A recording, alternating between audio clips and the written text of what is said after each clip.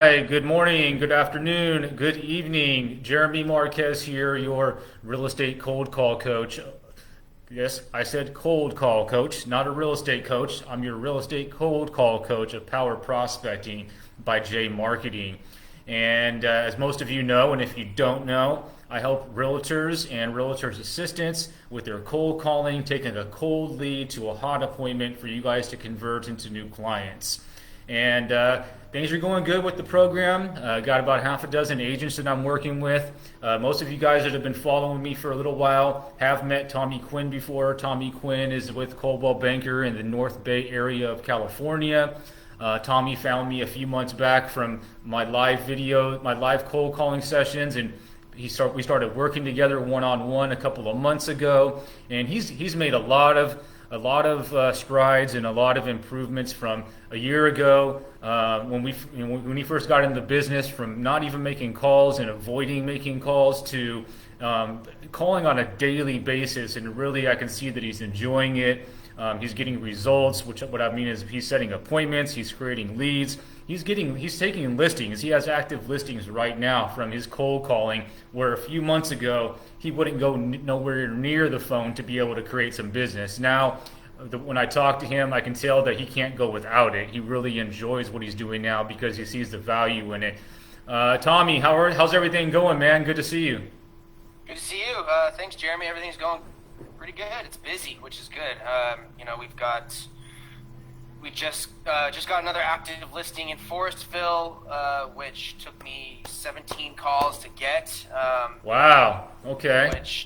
I like those. I like the ones where it's, especially the leads where the person that you need to talk to's lead isn't on the phone numbers listed, so you got to kind of do some digging and ask a sister or a relative to send you a number, because then that means they're not getting as many phone calls as usual. Not everybody got that number. Maybe you and a few others, but not everybody got that number. So it's like, okay, I got some inside info. Exactly. And so, we went in there and they signed the papers immediately after we presented them what we had to offer. And the listing's been going really well. We've had a lot of showings, no offers yet, but it's been on the market for about 7 or 8 days now. But it's priced right. It's in immaculate shape. We're working on another listing in Fairfield, which is my first listing, which has been kind of oh yeah, that's right. Yeah, curve, to say the least. So wait, so you have 2 listings right now from your cold calling, but your first one was this Fairfield one. Tell me about that. Is that about close? What's going on? So we were 12 hours from closing, and the buyers backed out. They Ouch. I don't know what happened. Maybe they had cold feet. I don't know. They said that when they came for their final walkthrough, they said that the hot tub smelled and there was a light fixture that was out. And to be fair, our seller he's in his last stages of chemotherapy, so was sick and couldn't get the things done. And that being said, their argument was, well, if they had 60 days to do that, then what else are we hiding from them? But at the same time, they have a 30-page home inspection report which has everything included. So it just was. So this was your very first listing ever, right? Yes, very first listing ever. Well, it sounds like you're learning. It sounds like you're learning a lot: the good, the bad, and the ugly. That's the most I'm getting from it. I'm not even really looking at commissions or calculating commissions. It's really just the amount of learning you're getting from taking listings is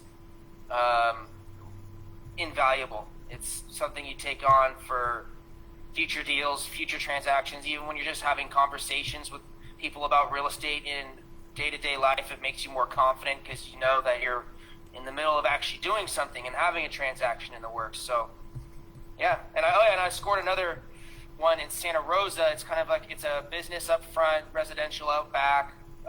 We're just waiting for confirmation to get up there and go sign, and that too was from a cold call, and she said that our presentation was most impressive from the 5 other realtors that she interviewed. So hold on, let me back you up a little bit. We'll get to those 2 here in a second. I want to talk strategy with Fairfield. So when you first got that listing, I'm pretty sure you were doing a bunch of just listed calls in the neighborhood, correct? Hmm. So now that it's back not in pending and it's back active again and available, have you considered going back through or pulling additional geo leads to do more circle prospecting around that listing? Definitely, it's actually not active right now. It's on hold. The seller is kind of trying to regroup from the experience he had, and so once it goes back active again, I'll most definitely be going through the same 100 leads that I pulled plus probably another 100. Yeah, I mean, I would say a couple hundred, and it wouldn't be a bad idea at the same time, because I'm working on this in a few of my other campaigns. Is in Red X when you do there's a button if you select all. There's a button that says mail, and you can print labels for each one of these owners. It wouldn't be a bad idea to possibly get some sort of a postcard or something and spend a little bit of money, not just for this listing, but to blast out some U.S. mail. Have you considered that? Yes, well, what's good is the listing package that we go with. It actually prints 100 brochures to the 100 surrounding properties around each listing. I mean, sure, I could go out to an extra 100, but Oh, so it's already included. it's already included. Yeah, it's included in the package. Awesome. Okay, so that's something that's probably automatic then, right? And it's already just being sent out. Yeah, exactly. I got actually an example of it. It's like this. It's all laminated. It shows us our marketing tools that we use. Inside brochure with pictures, description. Okay, very cool. It's pretty nice. Okay, Yeah. so let's move over to Forestville. So how did you get Forestville? 17 phone calls through the same. I think there was 5 numbers on that list. I finally got a hold of the sister who said she doesn't normally pick up phone numbers that she doesn't know. Did some digging and told her what we're all about, and was able to get an email and a phone number. Followed up with that phone number. She answered and set the appointment. Got the listing.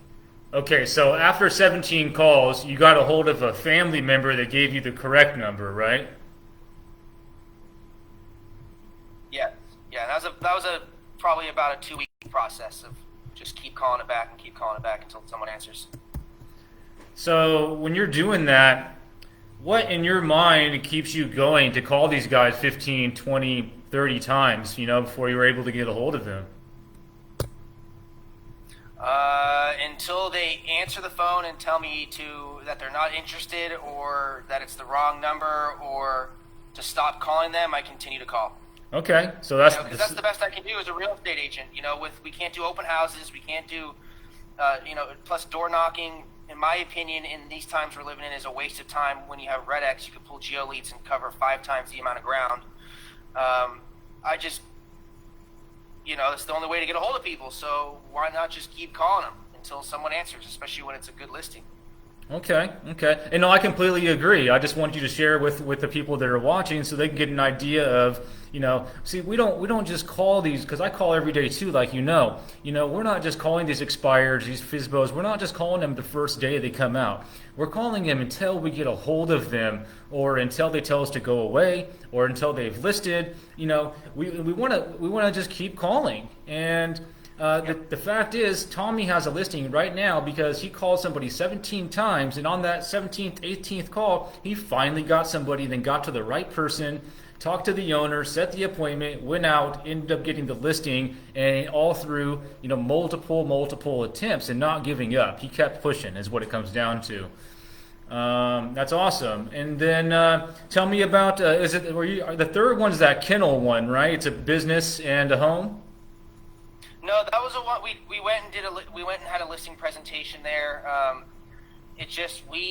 After talking about it, we just don't think we want to take that on. Okay. She wanted a little over $2 million for it, and it's a dog kennel in the middle of horse country. Okay. So we just, we told her we'd be happy to list it for you, but we would be pushing this towards the horse, because she had a really nice horse barn with horses, and that would be what people would want. They're going to come in and have to tear down that business and start from fresh. But it was a good experience. We went and did our listing appointment. But anyways, the one we're waiting to go get. Yeah, tell me about that. That one is it's a duplex setup in the front where it's basically just like it could be 2 office spaces or one office space, one living area, however way you want to cut it, and then there's another residential, one bedroom, one bath in the back. So it's kind of like it used to be like an old Victorian estate that's been split up into 4 parcels on that block, and that one parcel they own. Okay, and that was a expired? That was expired. It was on the market for 477 days. Oh, wow. So walking me through that again. I know, you and I have been working together for a while, so we don't talk about this stuff too much. But when you call an expired listing that was on the market for that long, a year and a third of a year, how do you approach that? Walk me through what that pitch sounds like. Let's do a little role play. Oh, just like, okay, ring ring. Hello? Hi, this is Tommy. Hi, is this Jeremy? Yes. Jeremy, this is Tommy Quinn with Coldwell Banker Realty. How you doing today? Oh, I'm okay. There you go. Well, look, I don't want to take up too much of your time. I was just calling about your property on Cherry Lane. I saw it was on the market for close to 480 days, and I was just wondering if you happen to get that sold or if the property is still available by chance. Well, it didn't get sold, and we're just a little bit frustrated with the whole situation. Trust me, I'd be a little frustrated too if I was in your shoes. And with the market being so hot, I'm honestly quite surprised the home didn't sell. Just out of curiosity, what kind of feedback did your last agent give you? Well, to be honest, we feel like the agent did an okay job, but we just didn't get, we barely got any showings. We really love our agent though. Definitely, and I can understand your loyalty to your agent, me being one myself, and quite frankly, with it being on the market for 480 days and not getting much showings, no offers coming in, there's got to be something that doesn't add up right. And I was just curious, what do you think that stopped the home from selling? Well, we truly think, me and my wife spoke, and, with the pandemic, we just feel like maybe it wasn't the right time. And I can understand where you're coming from, but truthfully, over here at Coldwell Banker, homes are selling just as fast now than they were before COVID. And out of curiosity, if the home had sold, what were going to be your original plans? We were relocating to Southern California to be closer to family. There you go, closer to family. That's always nice. Where in Southern California? Down by Hermosa Beach. Hermosa Beach. There you go. Well, Jeremy, here's my thought. I, who specialize in the area, could stop by the home one day quickly, share you some new information that would cause your home to actually sell, discuss if working together might make business sense. Would you be open to at least a second opinion? Well, we're just not sure if we're ready to talk again about getting it listed again. We just don't know what we're going to do yet. I understand. Well, look, why don't we do this? I don't think we should commit to anything right now over the phone. But I could just meet with you real quick, review a plan that would help your home to sell for a premium and net you the most money in your pocket, bottom line. And then you can decide if working together makes sense. Fair enough? Well, I guess that's fair. All right. Well, when's the best time for you? I have openings on Friday and Saturday all day. Can we do Saturday at 11:13 a.m.? Saturday at 11:13. Perfect. Don't be late. I'll be there on the dot. And just shoot me, give me a good email for you that I can send you over a confirmation with my resume, my contact information, and you can message me or call me if anything changes. RE Cold Call Coach at powerprospecting.com. Okay, good job. So the point here is, the approach in the beginning, it sounds like you do want to acknowledge that, you want to stress, you want to acknowledge that you're aware that it was on the market for 400 plus days, and you want to remind them that, yes, it was on the market that long. You may like your agent, but look, homes are selling like hotcakes out here, and for some reason yours didn't get sold. So you may love that agent, but the bottom line is a property didn't get sold, right? Yeah, exactly. And the other thing I do quickly too is if I get someone on the phone and they're kind of opening up about their property, I'll open it up on Zillow and see like a few of the first pictures, and then I'll copy and paste it into MLS. and do a quick little, like, see how big their description is. See, you can tell right off the bat if they used professional photography or came in with like an iPad and did it. And when I see like iPad pictures or iPhone pictures in there, I can, at least for me, it tells me that the agent is either, I don't want to say cheap, but trying to save money, or doesn't want to outsource that, or just isn't up to speed with today's marketing tools that, because if you look at homes that were selling in like the early 2000s, it looks like they snapped it with like, the camera that, like 1 or 2 pictures for $1 million properties. Nowadays there's drones, there's virtual staging, 4K pictures. You got to stay up to, it's got to be dynamic, your marketing strategy. It's got to stay up to speed with today's technology. Speaking of which, and I think you're working with Edgar, we have, for all of my coaching students, we have in the California area, I have a few throughout the country as well, but Edgar over at FMA Drones, he's a licensed drone pilot. And Tommy, how's that relationship going with him? It's great. He's super professional. He shows up, he gets the job done, and I've only done one job with him so far, but we're going to get to the point where like he knows what I want before he shows up. So literally I just call him, give him an address. He makes sure it's not a no-fly zone, because if it's not a no-fly zone, the drone will pick that up and won't let it go higher than 10 feet. Show up, do the job, go home, and send me exactly what I need to, just streamline. That's awesome. Yeah, I've seen his work, and he has great stuff. For those of you that are in the Northern California area, I just put a link for FMA Drones. Edgar knows his stuff. And in your market, if you're in Texas, Florida, wherever you are, there's going to be a couple of companies that are ideal to work with this type of stuff, but you want to make sure that your drone pilot is a licensed drone pilot, because otherwise you can get into some trouble when it comes to guidelines.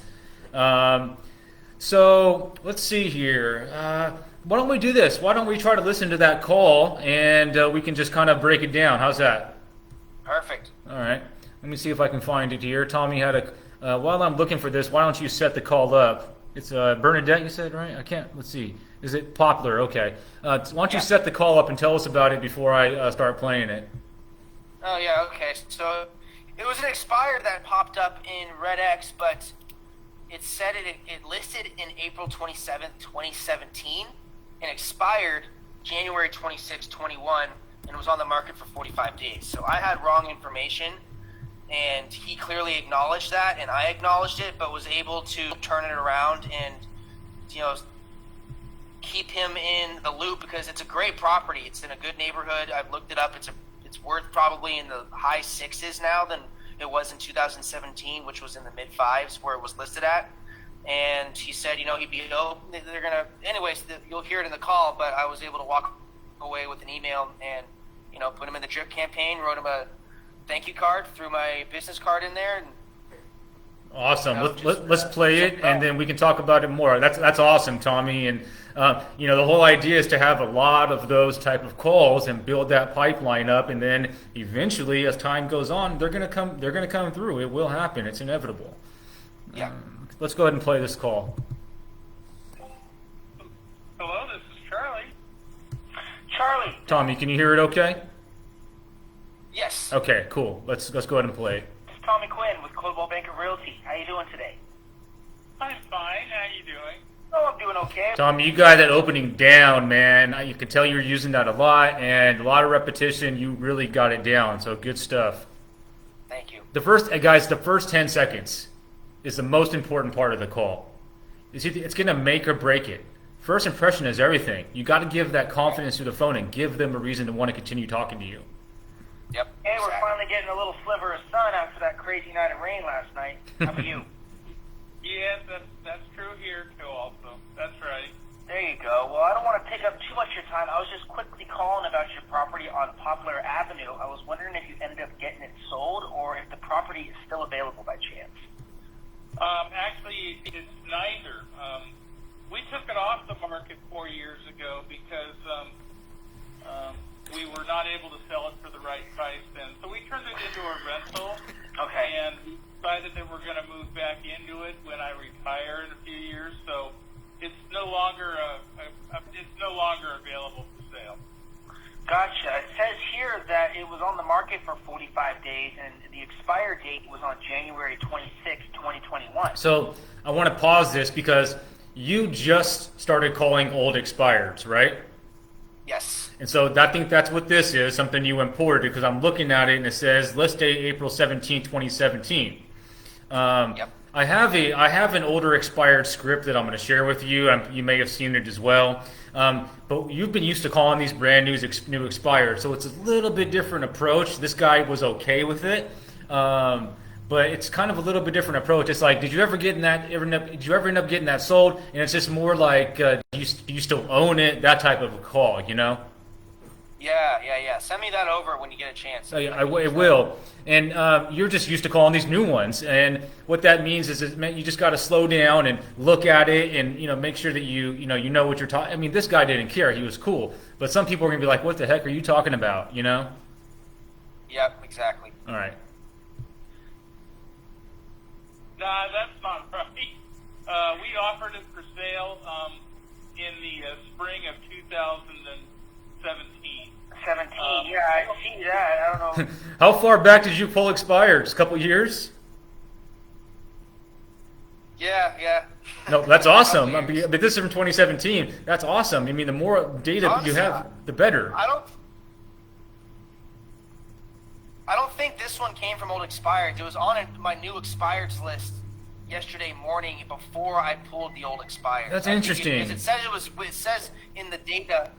In the data, it says it was expired in 2021, so something got mixed up with the date. Yeah, I'm looking at that because it says listed in 2017, but then it says expired this year, so something's going on there. But yeah, probably the Red X probably pulled like the listing from 2017 as well. That's what's weird, huh?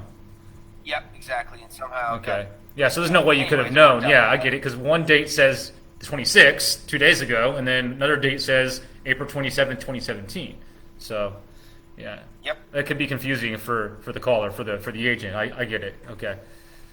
I'll keep playing it. Sorry, I don't mean to talk over you. Go ahead. No, I just somebody's got a glitch in your data, but we have not put it back for sale in the last.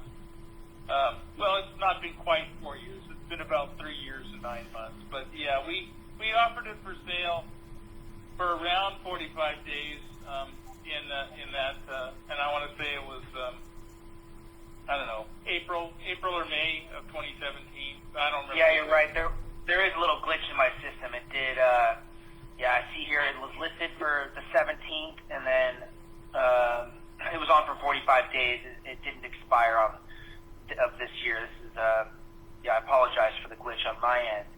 But I was just curious. It's been what, 4 years now. Would you consider? Now it's kind of like more like a geo lead type call.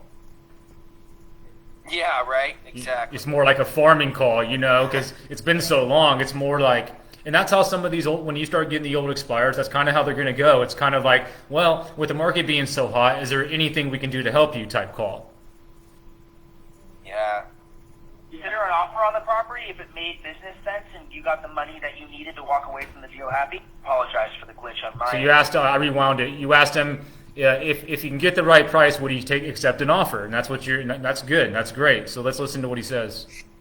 And, but I was just curious. It's been what, 4 years now. Would you consider an offer on the property if it made business sense and you got the money that you needed to walk away from the deal happy? Probably not, because my wife really likes that house, and I'm also not prepared to pay the tax that would come with the capital gain on it, because it's actually gone up in value. So I appreciate your offer, but I don't think I'm going to do that for now. Gotcha. Well, if the time did come, I sure would be interested in working with you and showing you how we get homes sold for a premium in our markets. Would it be okay if I stayed in touch? There's no harm in that. Alrighty. Is this a cell number? Okay, great. Then you got the email and agreed to keep in contact, right? Email, so. Okay, yeah. We don't need to play that part during this live. Good job. Yeah, and so that's somebody you put in your database to get them on emails, and then that's somebody you send them a thank you card. And it wouldn't hurt to, with these type of people, just give them a check-in call once a month. Exactly. I've already got them set up in a callback. That's what I do usually, or not usually. It's what you have to do. Otherwise, it just you forget with what's, especially as you use RedX for longer and longer and longer. Your lists get bigger, your callback log gets longer, and that's one of the biggest things that in order to not, because sure you could just start throwing them in your nurture folder, but you don't know when you talk to them or when to call them back because it doesn't really organize them in the nurture folder at all. So you got to set that callback like right away. One thing I'm going to suggest as your RedX gets bigger and bigger, you know how? Let me see here. I'm gonna share something with you here. Let's see. You may or may not know this, but I just want to share it with you. Meeting your RedX, right? Can you see it? Yeah, yes. Okay, so you see here the folder button. This allows you to go in and create a lot of folders. What you can start doing as your RedX gets thicker and thicker, you can maybe put like a folder that says, call back January of 2022, and then just drop it in there.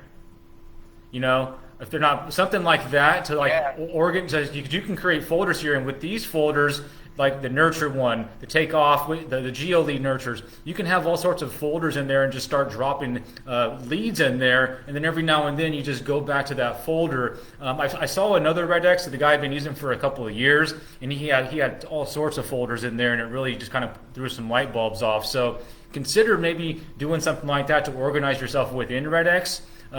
Or another method through your CRM or through your Google Calendar, something, because with these types of calls, you're going to find people that are going to do business now. But for the most part, you're going to find people who eventually will do something, and so you just don't want to let them slip through the cracks. Definitely. And I know you understand that, but I'm more so talking to people watching. It's just very important to be doing that. Let's see here. All right, so what else we got here? Tell me about what lead targets you're mostly going after, Anna. You said expired. You're going to be doing some old expireds. Tell me about your experience with the geo leads that you made a post about the other day. Oh yeah, geo leads. Well, I usually target expireds when the expireds, like let's say if you've gone maybe a week and there's no new expires added into the list, I'll start hitting withdrawns. But you got to kind of tiptoe around the withdrawns. You don't, that's all. That's all I'm going to say about that. You just got to be careful because you might every now and again you get a temporarily off the market in there, or they're withdrawn because they're doing renovations. So you're just trying to get the story. You're not calling them and saying, "Hey, list with me." You're just trying to get the story, and sometimes the sellers are very they're not so understanding that you're just trying to get the story. 'Cause it's the only way that us agents can get the lowdown on the market right now is through calling. So, it's a different experience. It's fun either way. And with geo leads, I'm trying to target. How do I explain this? I'm not going after. I've noticed when you start getting to the $1 million range with geo leads, the people surrounding the properties are not as cooperative. Not as easy to talk to on the phone. I agree. So I'm trying to get it like in the 600 to 700 range, because also here in this market in Sonoma County, houses in the 600 to 800s are selling within a week.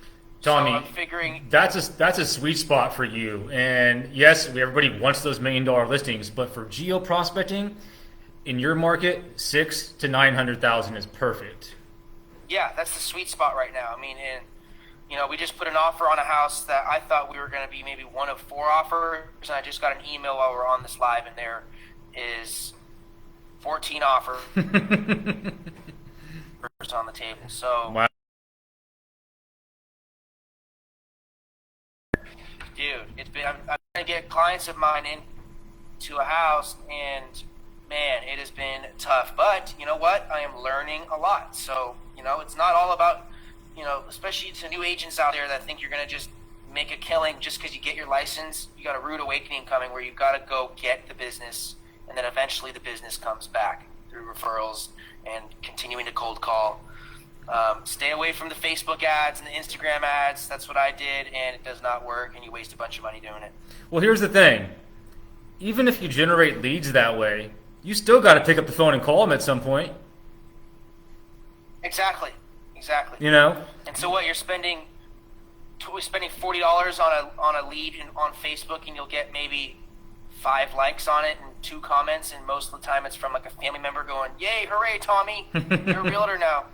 Whereas, being realistic, you got to go get the business. yeah, you spend $300 to $400 on a platform like RedX. You dedicate 2 to 4 hours a day to it